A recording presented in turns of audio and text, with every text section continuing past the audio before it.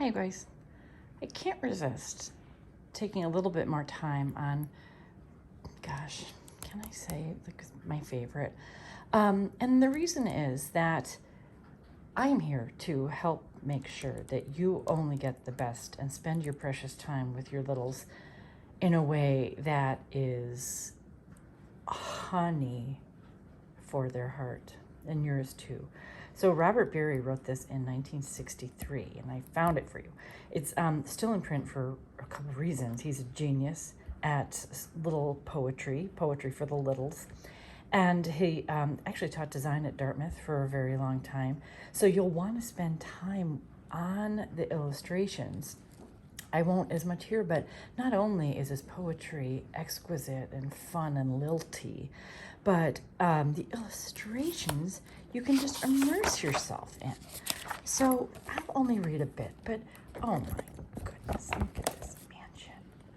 Mr. Willowby's Christmas tree came by special delivery, full and fresh and glistening green, the biggest tree he had ever seen. He dashed downstairs to open the door. This was the moment he'd waited for.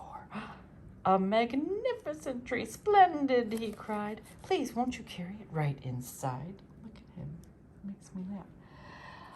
I think it might look best this year, right in the parlor corner here. But once the tree stood in its place, Mr. Willowby made a terrible face. The tree touched the ceiling, then bent like a bow. Oh, good heavens, he gasped. Something must go. Wow, what's gonna happen? Baxter the butler was called on in haste to chop off the top, though it seemed quite a waste. That's great, Mr. Willowby cried with glee. Now we can start to trim my tree. When the trimming was well underway, the top was placed on a silver tray. Baxter said, I know just who'd be delighted with this Christmas tree. So it was presented to Miss Adelaide, Mr. Willowby's upstairs maid. Look at where she lives. Won't this tree be a pretty sight when I have trimmed it later tonight? But the top, oh dear, I'm so afraid will have to be cut, sighed Miss Adelaide. And so, with scissors sharp and long, she snipped off the top while she hummed a song.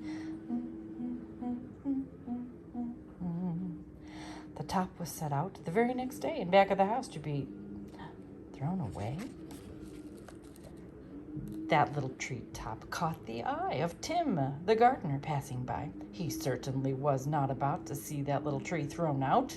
See the ecological message. He hurried home straight away to see what Mrs. Tim would say. Fa la la, surprise, surprise. His wife could not believe her eyes. But our house, she said, is so snug and small, I do not believe we need it all. And before Tim had a chance to shout, she cut off the top and threw it out. What do you think's gonna happen? Oh my gosh.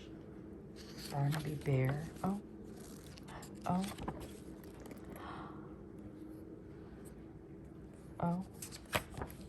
You get the idea. It's fox, then it's rabbits, and we finally, my favorite. Then Mistletoe Mouse just happened to see that tiny tip of a Christmas tree. He pulled it through the snow and ice, up some stairs. He fell down twice. Owie! At last, he reached his cozy house. It's just the right size, said Mrs. Mouse. Then at the top, if you please, they put a star made out of cheese. You stand it? This was our favorite. Oh, wasn't it grand to have a tree exactly like Mr. Willowby? You can see the little mouse family. Isn't it great?